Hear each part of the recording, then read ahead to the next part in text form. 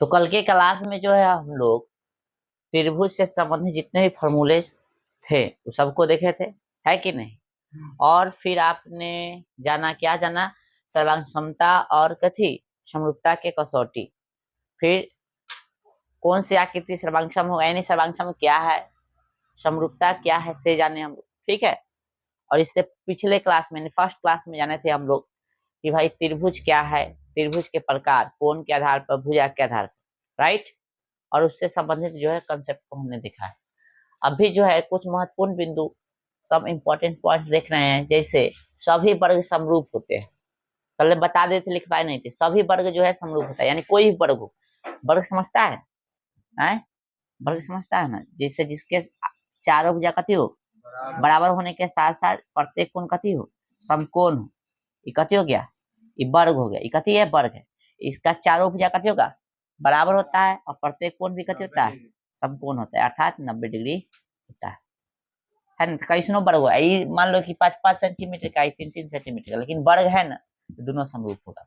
सभी वृत्त समरूप होते हैं। कितनों त्रिज्या वाला वृत्त होगा, समरूप। एगो मान लो कि वृत्त है 4 त्रिज्या, एगो है 3 त्रिज्या है उसका, दोनों फिर भी कहते हुआ समरूप हुआ, क्योंकि समरूप आकृति के लिए हमने परिभाषा क्या दिया था, वैसी आकृतियां जिसका जो है शेप समान हो लेकिन साइज समान हो या नहीं, इससे कोई मतलब नहीं है कि नहीं। शेप समान होना चाहिए, साइज से मैटर नहीं करता है। सर्वांग के लिए शेप एंड साइज दोनों मैटर करता है, यानी दोनों सेम होना चाहिए, ठीक है। इसीलिए तो ये लाइन लिखा गया है कि सभी सर्वांग आकृतियां समरूप होती है, क्योंकि समरूप के लिए कथी चाहिए, समरूप के लिए जो है शेप, शेप मतलब आकृति जो होता है, ठीक है, सेम चाहिए। कथी चाहिए, सेम। बट साइज, कथी, साइज सेम हो या नहीं, कोई दिक्कत नहीं है। सर्वांगसम के लिए, सर्वांगसम आकृति के लिए, सर्वांगसम आकृति के लिए शेप कैसे ना लिखे थे, देख लेना। शेप सेम होना चाहिए एंड साइज भी कथी होना चाहिए, सेम होना चाहिए, दोनों सेम होना चाहिए, है ना। यानी इसमें बात करें तो चतुर्भुज देले है, यानी वर्गे वर्ग देले है, तो इसका 5 सेंटीमीटर 5 सेंटीमीटर 5 सेंटीमीटर 5 सेंटीमीटर होना चाहिए, और इसका भी 5 होना चाहिए। जैसे 4 होगा तो ये दोनों शेप सेम है लेकिन साइज सेम नहीं, इसलिए सर्वांगसम नहीं होगा, ठीक है। लेकिन इसमें क्या होगा, समरूप हो जाएगा। ये 5-5 सेंटीमीटर था, ये 4-4 सेंटीमीटर था, वर्ग है ना, वर्ग है ना, शेप यानी आकृति सेम है, साइज सेम नहीं, कोई दिक्कत नहीं। इसमें साइज भी सेम चाहिए और शेप भी सेम चाहिए, ठीक है। त्रिभुज लिए, एगो त्रिभुज लिए समबाहु त्रिभुज, है ना, एगो त्रिभुज समबाहु लिए, इसका 5-5 है। एगो और समबाहु लिए, इसका 3-3 है भुजा, है कि नहीं। तो क्या होगा, सर्वांगसम होगा कि नहीं होगा, नहीं होगा भाई, क्योंकि इसमें शेप तो सेम है बट साइज सेम नहीं है ना। लेकिन यही चीज जो है समरूप हो जाएगा, ठीक है। चलिए रेखा लिए हम, एगो ई रेखा, एगो ई रेखा, रेखाखंड है, इसका जो है 2 सेंटीमीटर है, इसका 3 सेंटीमीटर है, तो क्या सर्वांगसम होगा, हाँ। शेप सेम है बट साइज सेम नहीं, इसलिए सर्वांगसम नहीं होगा, लेकिन समरूप हो जाएगा। और जैसे इसको 3 कर देंगे तो सर्वांगसम भी है और समरूप भी है, क्योंकि शेप साइज दोनों सेम है, इसलिए सर्वांगसम हो गया।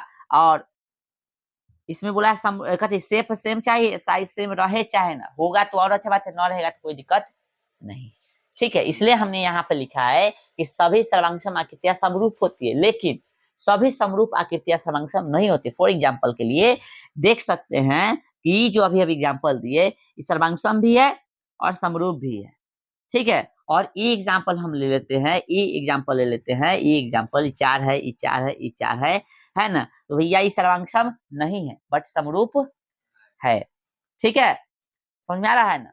तो वही बोला है कि सभी सर्वांगसम आकृति समरूप होगा, लेकिन सभी समरूप आकृतियां सर्वांगसम नहीं होगा। कल बहुत अच्छे से ढंग से बता दिए थे, अभी पॉइंट को आपको समझना है। सभी वृत्त समरूप होते हैं, सभी समबाहु त्रिभुज भी कहते होते हैं समरूप होते हैं। ऑब्जेक्टिव में पूछेगा, सभी सर्वांगसम आकृतियां समरूप होती है लेकिन सभी समरूप आकृतियां सर्वांगसम नहीं होती है, ध्यान रखना। इसके बाद कह रहा है कि भुजाओं के समान संख्या वाले 2 बहुभुज, बहुभुज क्या होता है, तो 3 या 3 भुजाओं से घिरे क्षेत्र को, ठीक ना, हाँ, मतलब 3 भुजाओं से, उल्टा हम बोल रहे हैं, 3 से अधिक भुजा से, 3 या 3 से अधिक भुजा से जो आकृति बनल होगा, 3 या 3 से अधिभुजा से जो आकृति बनल होगा उसको बहुभुज कहेंगे। जैसे त्रिभुज 3 भुजा से बनल है, चतुर्भुज, चतुर्भुज के कई प्रकार है ना, ये सब कहती है बहुभुज। ठीक है, तो कोई भी बहुभुज होगा वो क्या होगा, लिखे ना, भुजाओं के समान संख्या वाले दो बहुभुज समरूप होते, कहते होगा समरूप हो। कब भाई, तो सभी संगत कौन कथी होना चाहिए, बराबर, उनके सभी संगत भुजा एक ही अनुपात में, अर्थात अनुपातिक। अब इसका अर्थ क्या है से हम लोग समझेंगे, जस्ट समझेंगे अभी। फिलहाल यहाँ पे लिखे यदि दो त्रिभुज सर्वसम में हो तो क्या हो सकता है, ठीक है, ये जान लीजिए। तो क्या हो सकता है, तो उनके संगत कोण जा, अच्छा, उनके संगत कोण तथा संगत भुजा कथी होगा, बराबर होती है। हाँ ठीक है, यानी दो को जो है दो त्रिभुज हो, है ना, या कोई भी आकृति हो सकता है, हम त्रिभुज के एग्जाम्पल लिए हैं। यदि सर्वांग होगा तो क्या होगा, तो उनके संगत कोण बराबर होगा, संगत भुजा भी बराबर होगा। अब हमको संगत कोण और संगत भुजा समझना है, ये होता क्या है। ठीक है, आइए इधर, संगत कोण और संगत भुजा, संगत कोण और संगत भुजा हमको समझना है। आइए सर, जैसे ये दिख रहा है, सबको दिख जाएगा। हाँ, यहाँ पे हम आकृति ले रहे हैं, ए है, बी है, सी है, दोनों सेम होना चाहिए क्योंकि समरूप समझ रहे हैं, है ना।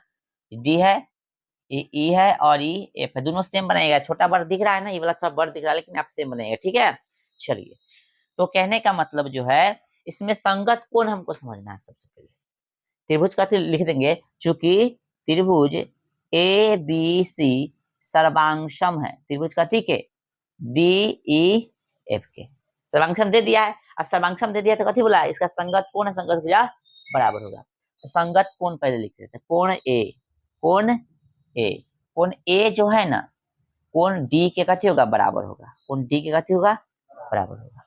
ठीक है, कोण बी जो होगा, कोण ई के बराबर होगा, कोण डी ना, सॉरी, कोण बी जो है कोण ई के बराबर, और कोण सी जो है, थर्ड नंबर कोण जो है, कोण एफ के बराबर होगा। कोई दिक्कत, कोई दिक्कत नहीं। अच्छा, यहां से समझ में ना आए फिगर से, हम तो यहाँ 1 2 3 करके लिख दिए तो समझ आएगा कि ई इसके संगत है, ई इसके संगत है, ई इसके संगत है, राइट। लेकिन यहाँ से समझ में ना आए तो यहाँ नामाकरण जो कर रहे हैं वहां से हो जाएगा। देखिए, ए कोण ए जो है कोण डी के बराबर है, यहाँ से उठा लेंगे फटाफट। कोण बी जो है कोण ई के बराबर है, और कोण सी जो है कोण एफ के बराबर है। तो संगत का कोण, संगत कोण का अर्थ ही हो गया। ठीक है, और एक चीज ध्यान रखना है, हम जैसे कि आपको पता है कि 3 लेटर में भी लिखा जाता है कोण को, है ना, तो उसको समझिए। जैसे कोण ए लिखना है तो कैसे लिख सकते हैं इसको, कोण बी ए सी, जैसे इधर लोगे वैसे उधर लेना पड़ेगा। ठीक है, तो इसी को क्या लिख सकते हैं हम लोग, कोण बी ए सी, इधर कैसे लिए हैं, बी ए सी, तो इधर भी लेना पड़ेगा बी ए सी, ले आते हैं यहाँ ई डी एफ लेना पड़ेगा। ठीक है, समझा रहा है, लेना पड़ेगा कोण ई डी एफ, कैसे लिए हैं, बी लिए हैं, ए सी ई डी एफ, जैसे इस इधर क्रम होगा वैसे इधर क्रम होगा। पहले बीच वाला लिखे ना वो इधर पहले बीच वाला लिखे, फिर इधर शुरू वाला लिखे, फिर इधर शुरू वाला लिखे, है कि नहीं, देख रहा है, बाद वाला, फिर बाद वाला, देखो हो गया। कौन किसका बात हो रहा है, ए का किसके साथ, डी के साथ, यानी ई वाला यही कौन हो रहा है बात। ठीक है, तो यहाँ पे ध्यान दो, कौन बी लिखना है हमको, तो सब पता है कौन बी, ए बी सी, यहाँ से भी देख सकते हो ए बी सी, कौन ए बी सी बराबर कौन कहते हैं, डी ई एफ, है ना, डी ई एफ, पिछला के बात हो रहा है ना। चलो इसका बात करना है, इसका बात करना है, ए सी बी, कौन ए सी बी, ए सी बी, तो डी एफ ई, देखो यहाँ पे ए सी बी, यानी शुरू में फिर लास्ट में फिर बीच में डी एफ ई, कौन डी एफ ई। तो इस तरह से संगत कोण हम लिख सकते हैं, 3 लेटर में भी और सिंगल लेटर में भी। ठीक है, चलो अब जो है संगत भुजा समझना है, संगत भुजा, तो ई भुजा जो है क्या होगा, इसके बराबर हो जाएगा। ठीक है, और ई भुजा जो है इसके बराबर हो जाएगा, और ई भुजा जो है किसके बराबर हो जाएगा, इसके बराबर। ठीक है, अर्थात ए बी बराबर हो जाएगा कथी, ए बी बराबर कैसे हो जाएगा, ए बी बराबर डी ई हो जाएगा। यही ना लिखा है, देखो यहाँ से भी लिख सकते हैं और यहाँ फिगर से भी लिख सकते हैं। ठीक है, फिर देखिए ए बी हो गया ना, ए बी हो गया, आप कैसे लेंगे, ए बी हो गया तब बी सी कैसे हो जाएगा, बी सी, बी सी बराबर ई एफ। बोलो भाई संगत भुजा संगत कोण समझ में आ रहा है? और AC बराबर डी एफ, AC बराबर डी एफ। देखो यहाँ पे ए बी बराबर, देखो डी लिए, BC बराबर ई एफ लिए, देखो यहाँ पे तुम लोग, और फिर AC बराबर डी एफ लिए। संगत कोण संगत भुजा समझ में आ गया ना? हाँ, तो सर्वांगसम आकृति जब होगा, यानी दो आकृति जब सर्वांगसम होगा तो उसका संगत कोण असंगत भुजा कैसे होगा? ये रट लो अच्छा से, ठीक है। आइए अब क्या है, जब दो आकृति कथी हो? समरूप हो। दो आकृति कथी हो? समरूप हो तो क्या हो सकता है? तो लिखेंगे हम लोग, जब जब दो आकृति कथी, दो आकृतियां कथी हो? समरूप हो, समरूप हो तो पहला स्टेटमेंट क्या होगा कि संगत कोण कथी, संगत कोण कथी होगा? बराबर होगा। तथा तथा संगत भुजाएं कथी, संगत भुजाएं एक ही अनुपात में होगा, एक ही कथी, एक ही अनुपात में होगा, एक ही अनुपात में होगा। और एक ही अनुपात में होगा अर्थात इसी को हम लोग बोलते हैं, इसी को बोलते हैं अनुपातिक। कथी बोलते हैं? अनुपातिक। अनुपातिक एक ही अनुपात में होगा अर्थात अनुपातिक होगा। कथी होगा? अनुपातिक होगा। अब इसका अर्थ समझ ले। आइए चलिए, एगो त्रिभुज हम लोग ई लेते, इसमें बड़ छोट चलेगा, कोई दिक्कत नहीं है। ए है, बी है, सी है, और ये भैया ले लेते हैं हम, नाम चेंज कर दें, ए ले लो, पी क्यू आर ले लें, पी क्यू आर, कोई दिक्कत नहीं, इसमें छोट बड़ चलेगा। चलिए, चूंकि दोनों त्रिभुज कथी है, चूंकि त्रिभुज ए बी सी समरूप त्रिभुज कथी के है? पी क्यू आर के। अब बोल दिया है कि दोनों कथी है, गिवन क्या है कि समरूप है, यानी दे दिया कि समरूप है। अब समरूप है तो क्या होगा? पहला बोला स्टेटमेंट की संगत कोण, संगत भुजा का नहीं है, संगत कोण बराबर होता है। तो बताइए कोण ए बराबर किसका होगा? कोण पी के, और कोण बी बराबर कोण क्यू के, है ना, और कोण सी बराबर कोण सी बराबर कोण आर के। तीन लेटर से कैसे लिखेंगे बताएगा सब? कोण ई लिखना है तो बी ए सी, कोण बी ए सी, है ना, कैसे? बी ए सी, इधर कैसे लिखेंगे? Q P R. देखो यहाँ पे देखो बी ए सी तक क्यू पी आर, ठीक है। चलो हमको लिखना था ए बी सी, इधर कैसे होगा? P Q are. ये लिखने आना चाहिए, वो आना था, फिर आगे आप सेक्टिंग में दिक्कत कर लोगे। फिर इधर सी लेना है तो ए सी बी, कौन ए सी बी, इधर कैसे होगा? पी आर क्यू, कौन पी आर क्यू, दोनों बात कथी है? सेम है। आइए तो संगत कोण तो हम समझ गए, संगत भुजा संगत कोण बराबर होता है कथी, जब दो समरूप आकृतियां हो तो संगत कोण कथी तो बराबर होता है, लेकिन संगत भुजा एक ही अनुपात में होता है अर्थात अनुपातिक। इसको क्या करेंगे तो अनुपातिक का मतलब समझे, संगत ये कथी था, संगत, ये लिख लेना जिसको समझ में नहीं आएगा, ये संगत कोण है, कथी है? संगत कोण है, ठीक है। चलिए अब संगत भुजाएं हम लोग लेंगे तो देखिए यहाँ पे जैसे संगत भुजा, तो ई जो है संगत भुजा अनुपातिक लेना है तो ई इसके अनुपात में होगा, ई इसके अनुपात में होगा, और थर्ड नंबर इसके अनुपात में होगा, ठीक है। अर्थात ए बी बटा कथी जगह पी क्यू, ये होगा संगत भुजा एक ही अनुपात में होता है, यानी इसका संगत भुजा थे एक ही अनुपात, यानी एक ही बटा में होगा। ए बी बटा पी क्यू बराबर है कथी? बीसी बटा क्यू आर, बीसी बटा क्यू आर बराबर है एसी बटा पी आर। तो ई जो है आपका कथी है? ई संगत भुजा कथी है? संगत भुजा अनुपातिक है, या एक ही अनुपात में है, ठीक है। ये पॉइंट आपको समझ में आना चाहिए। समझ में आ गया? संगत भुजा एक ही अनुपात में होगा अर्थात, ठीक है, संगत भुजा एक ही अनुपात में होगा मतलब सब जो है जो संगत है उसको बटा में लिख लीजिए और बराबर कर दीजिए, ठीक है। इसका अर्थ समझ में आ गया होगा, इतना राइट डाउन कीजिए जल्दी, ठीक है। फिर हम लोग आगे देखते हैं। चलिए अब जो है हम लोग सर्वांग समता कसौटी का अर्थ समझें। कल बताए थे ना सर्वांग सम करने का जो कसौटी होता है, बताए थे, क्या बताए थे? पहला बताइएगा, साइड एंगल साइड बताए थे, साइड एंगल साइड सर्वांग क्षमता ना, सर्वांग क्षमता। इसका मतलब क्या है समझिए, जैसे मान लेते हैं दो त्रिभुज होगा, ठीक है, एगो त्रिभुज ये है और एगो त्रिभुज ये है, है ना, दोनों का साइज सेम होना चाहिए। इसका नाम ए है, इसका नाम बी है, इसका सी है, इसका पी है, इसका क्यू और इसका आर। ये दोनों त्रिभुज कथी होगा, सर्वांगसम कैसे होगा, तो इससे होगा। तो इसका मतलब क्या है, तो साइड एंगल साइड, साइड का मतलब कल बताए थे, बताइए तो। साइड का मतलब भुजा होता है, एंगल का मतलब कोण होता है। तो इसमें कै गो साइड है, देखिए तो दो गो साइड है, एंगल कै गो, एगो। तो दो गो ऐसा साइड लेना है, यानी दो गो ऐसा भुजा लेना है जिसके बीच में कथी होगा, यानी दो गो भुजा लेंगे और उसके बीच वाला कोण लेंगे। इस तरह से यदि हम लोग साबित करेंगे तो ये हो जाएगा। दो कथी लेंगे, हम साबित नहीं कर रहे हैं, सिर्फ आपको बता रहे हैं कि यदि साबित, देखो 9th में सब साबित करके पढ़ना था, ठीक ना। तो इसका अर्थ समझ लोगे तो आगे काम देगा। क्या है भाई, तो दो गो भुजा लेंगे और इसके बीच वाला कोण लेंगे, ठीक है, दो गो भुजा और इसके बीच वाला कोण। जैसे एगो कोई दो गो भुजा ले सकता है, जैसे एगो ई भुजा ले लिए और एगो कोण भुजा ले लेंगे, ई भुजा ले लेंगे, तो ई दोनों भुजा ले तो इसके बीच में कौन सा कोण होगा, ई वाला हो जाएगा। बोलो समझ में आ रहा है।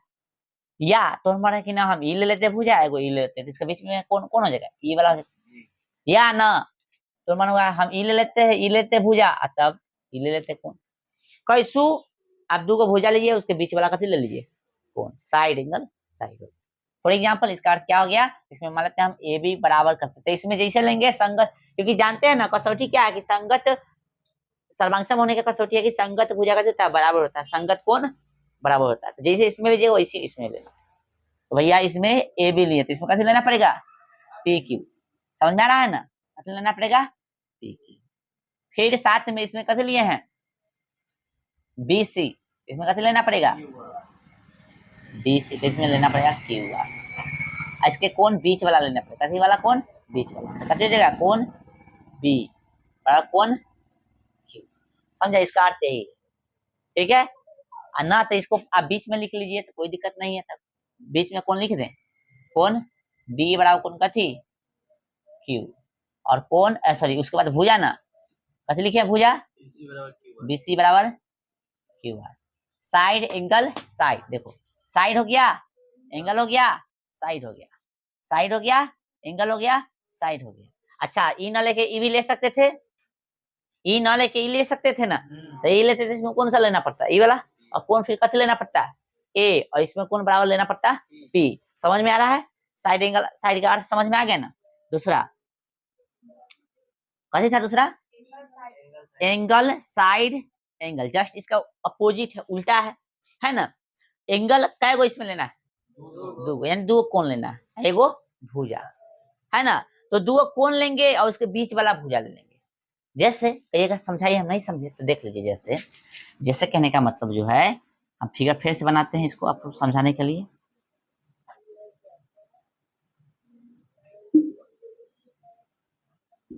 ए बी सी डी पी लेते, पी क्यू आर, कोई दो कोण ले लीजिए। तो मान लेते हैं हम ई कोण लेते हैं, है ना, और ई वाला कोण लेते हैं। तो ई दोनों कोण लेते, इसके बीच में भुजा कौन होगा, ए ना होगा, समझ आ रहा है। और जैसे इधर लेंगे वैसे उधर लेना पड़ेगा, तो हो जाएगा कथी, एंगल साइड एंगल हो जाएगा। या तो माने ना ना ना हम ही नहीं लेंगे, ई वाला एंगल ले लेते हैं, ई वाला एंगल, तो एंगल और फिर ई वाला एंगल ले लेते हैं। तो ई एंगल हो गया, ई एंगल हो गया, बीच में कथी हो गया, साइड, ई लेना पड़ेगा। समझ में आ रहा है। तो मन करेगा ना हम ये एंगल लेते हैं, ये एंगल लेते हैं और ये वाला साइड लेते हैं, कोई दिक्कत नहीं, एंगल साइड एंगल, ठीक है। चलिए कोई दिक्कत नहीं, तो हम सब लाइने से लेंगे। इस कथी सर्वांग क्षमता, तो क्या हो जाएगा भाई, कोण ए बराबर ले लेते हैं कथी के, कोण पी के, कोई दिक्कत। और भैया साइड कौन लेना पड़ेगा, ये वाला ना, बादों में लिख सकता है, शायद जरूरी नहीं है। तो ए बी बराबर कथी होगा, पी क्यू, है ना, और फिर कौन बी बराबर कौन क्यू। समझ में आ रहा है सबको, एंगल साइड एंगल का मतलब, ठीक है, ये हो गया। तीसरा साइड साइड साइड सर्वांग समता, यही है ना। तो ये तो बहुत इजी है, इससे इजी कुछ है ये नहीं, है ना। कोई समझाएगा, याद है भाई किसी को, A B C D E F. इसमें क्या होगा, एंगल है क्या, नहीं, यानी तीनों साइडें लेना पड़ेगा। ए इसके बराबर हो जाएगा, ए इसके बराबर हो जाएगा, और ये इसके बराबर हो जाएगा। ठीक है, यानी कह सकते हो ए बी बराबर हो जाएगा कति बुआ डी ई, और नाम चेंज कर दिए थे ना, बी सी बराबर हो जाएगा ई एफ, और भाई ए सी बराबर यानी ई और ई, ए सी बराबर कुछ भी नाम लिख लो तो मर्जी, डी एफ हो जाएगा। बोलो समझ में आ रहा है? आए इस तरह से साइड साइड साइड का मतलब, ठीक है, साइड साइड साइड सर्वांग समता का मतलब। और कथी है भाई, एंगल एंगल साइड सर्वांग समता, ये सब 9th में आपको साइड करके पढ़ना था। दो फिगर बनाइए इसमें भी, अब कंफ्यूज होगा लड़का सा, अब होगा confuse. A B C P Q R, अब देखो तब दो एंगल वाला और कहीं है ना, इसमें भी दो एंगल है और इसमें भी दो एंगल है, इसमें भी एक साइड है, इसमें भी एक साइड है। अंतर क्या है कि इसमें जो एंगल लिए थे उसके बीच का भुजा लिए थे, लेकिन इसमें क्या करना है, जो एंगल लेंगे उसके बीच का भुजा नहीं लेंगे, उसके अलावा कोई को भुजा ले लेंगे। जैसे यहाँ पे ई और ई कोण लिए थे, इसके बीच वाला भुजा लेते तो ई हो जाता, ई कोण लिए थे इसके बीच वाला भुजा लेते तो ई हो जाता, ई कोण लिए थे इसके बीच वाला भुजा लेते तो क्या हो जाता, ई वाला हो जाता। लेकिन इसमें ऐसा नहीं करना, करना क्या है, ई कोण ले लेते हैं, मान लेते हैं हम कि कोण ए बराबर कर लेते हैं इसमें कोण का, ठीक है, पी के, ठीक है, और कोण बी बराबर कर लेते हैं का, ठीक है, कोण क्यू के। तो ई वाला भुजा ना लेके या तो ई ले लेंगे चाहे ई ले लेंगे, दोनों मर्जी, ठीक है, ई ले ले कि ई ले ले, तू बताओगे कैसे करेंगे। तो कौन हम भुजा ले लिए कथी, बी सी, आगे पीछे लिखने से नहीं होता है, ये जो बात बोलने में समझ में आना चाहिए। बीच वाला जैसे इसमें बीच वाला लेना था, बीच में लिखे है, उससे मतलब नहीं है, कहीं लिखो, लेकिन ये पॉइंट यहाँ पे इसके मतलब लागू कर रहा है वैसे लेना पड़ेगा, ठीक है। यदि यहाँ पे अभी हम ई वाला ले लेते हैं तो ई हो जाएगा, लेकिन ई वाला ना लेके या तो ई लेंगे चाहे कथी लेंगे, ई लेंगे। तो मान लेते हैं बीसी लिए, तो बीसी लिए तो किसके बराबर हो जाएगा, क्यू आर। तो एंगल साइड का मतलब क्या हुआ कि दो को एंगल लेंगे और साइड वाला साइड लेंगे, यानी अलग वाला भुजा लेंगे। बोलो समझ में आ रहा है? हाँ, ये जो है भैया 4 नंबर। और क्या है 5 नंबर, आरएचएस सर्वांग क्षमता, आरएचएस सर्वांग क्षमता, ये है समकोण त्रिभुज के लिए सर्वांग क्षमता। इस समकोण त्रिभुज के लिए कथी है, दो समकोण त्रिभुज के लिए, दो कैसे त्रिभुज के लिए है, समकोण त्रिभुज के लिए, ठीक है। अब मारो खाने के लिए रेडी रहना का, कुछ कुछ हम पूछो करते हैं, अब जो है पूछेंगे भी।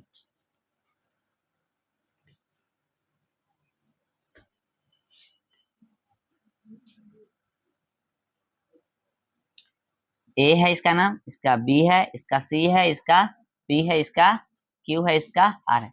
इस समकोण है, समकोण है ना, तो समकोण त्रिभुज के लिए सर्वांग क्षमता कसौटी है। क्या कह रहा है इसमें कि इसमें एक कोण से समकोण होना चाहिए, तो समकोण है, उसके अलावा कथी होना चाहिए, कर्ण बराबर होना चाहिए। कथी बराबर होना चाहिए, कर्ण बराबर। तो कर्ण कौन है इसमें बताओ, 90 डिग्री के सामने वाला है। हाँ, तो इसमें कर्ण एसी है, इसमें कथी हो जाएगा, पी आर, यानी एसी बरोबर पी आर है ना। 90 डिग्री तो है, इसे दिख ही रहा है, ठीक ना, एसी बरोबर पी आर है। इसके अलावा कोई भी साइड ए को बराबर आप ले सकते, कोई भी साइड, या तो ई ले लो इसके, चाहे ई ले लो इसके, ठीक है, कोई दिक्कत। ये पहला था ना, सेकेंड यूज है ना, ठीक है, कोई ई ले सकता है इसके बराबर या ई ले सकता है इसके बराबर, कोई दिक्कत नहीं, ठीक है। तो मान लेते हैं हम ले लिए बीसी बराबर कथी, क्यू आर, ठीक है। तो बोलिए आरएचएस सर्वांग क्षमता समझ में आ गया। ये कोण 90 डिग्री एगो बराबर होना चाहिए, ध्यान रखना, लिख दो ना ऊपर, कोण बी बराबर कथी हो गया, कोण, ठीक है। तो ये था 5 कसौटी का अर्थ हमने समझा दिया है, यहाँ समझ ले रहिएगा, तो समरूपता जब साबित करेंगे तो वहां भी काम देगा, ठीक है। इसको उतार लीजिए।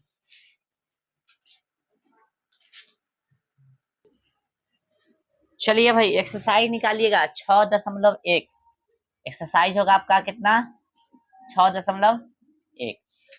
देखिए अभी हम थ्योरी आपको बताए हैं और आपसे क्वेश्चन बन जाना चाहिए। कह रहा है कि कोष्टकों में दिए शब्दों में से सही शब्दों का प्रयोग करते हुए रिक्त स्थानों को भरिए, राइट। तो सभी वृत्त होते हैं मतलब सभी वृत्त डैश होते हैं तो सर्वांगसम के समरूप अभी बताए थे क्या हो जाएगा। तो भैया समरूप इसमें भरा जाएगा, एक में कथी भरा जाएगा, समरूप भरा जाएगा। भर लोगे। दूसरा एक का ई कितना है, पहला था, एक का दूसरा देखिए क्या है।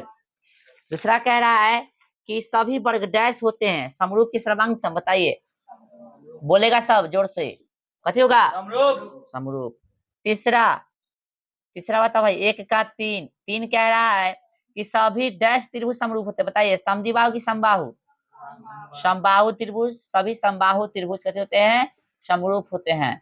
ठीक है, अभी बताए हैं, लिखवा भी दिए हैं। 4 नंबर कह रहा है कि भुजाओं की समान संख्या वाले दो बहुभुज समरूप होते हैं यदि उनके संगत कोण कथी हो, बराबर हो, तथा संगत भुजाएं अनुपाती क्या अनुपाती, बात कथी है, सेम है। तो पहलुका में बराबर भराएगा और दूसरा में समानुपाती या अनुपाती बोलो, ठीक है, अनुपाती।